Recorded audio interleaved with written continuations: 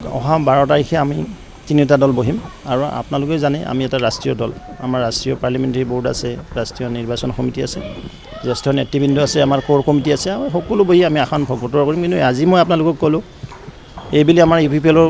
জিত নিশ্চিত এজন সাংসদ ঠিক তেনে অসম গণ পৰিষদৰ এজন সাংসদ তেখেতসকলে পাবলৈ সক্ষম হ'ব এই দিশত আমি আগবাঢ়ি আছোঁ আপুনি ইতিমধ্যে কৈছে বিচাৰিব পাৰে তিনিটাই খেলিব পাৰে কিন্তু এইবাৰ আমি এটা দিবই লাগিব তেওঁলোক জিতাম এইটো কৈছোঁ যে অসম গণ পৰিষদে জিতিব এইবাৰ অগপৰ যি হাতীৰ প্ৰতীক আছে হাতীৰ প্ৰতীকত এজন সাংসদ পাবলৈ সক্ষম হ'ব বিপিএফ দলক আমি শুনক নৰেন্দ্ৰ মোদী ডাঙৰীয়াক তৃতীয়বাৰৰ কাৰণে প্ৰধানমন্ত্ৰী পদত অধিষ্ঠিত কৰাৰ কাৰণে আমি সৰু সৰু কিছুমান এৰি দিছোঁ যে বিপিএফেও যদি আমি আগ্ৰহ প্ৰকাশ কৰিম বা আহ্বান জনাম তেখেতসকলেও মোদী উন্নয়নৰ এই যি ধাৰা এই ধাৰাত তেওঁলোকেও কিছু সহযোগিতা আগবঢ়াব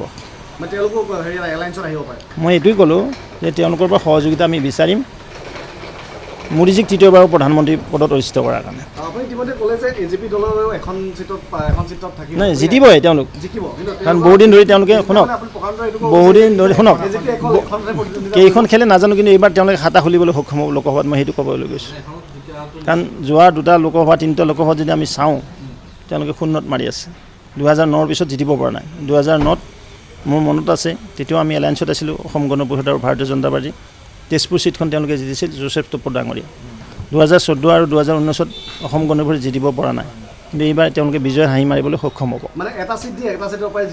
মই ক'লোঁ কি আপোনাক যে এইবেলি তেওঁলোকে বিজয় দেখিবলৈ পাব আৰু তেওঁলোকৰ পাৰ্লিমেণ্টত সদস্য ৰাজ্যসভাত আছে কিন্তু লোকসভাত নাই কিন্তু লোকসভাত এইবাৰ তেওঁলোকৰ সদস্য আমি দেখিবলৈ পাম তাৰ কাৰণে আমি অপেক্ষাকৃত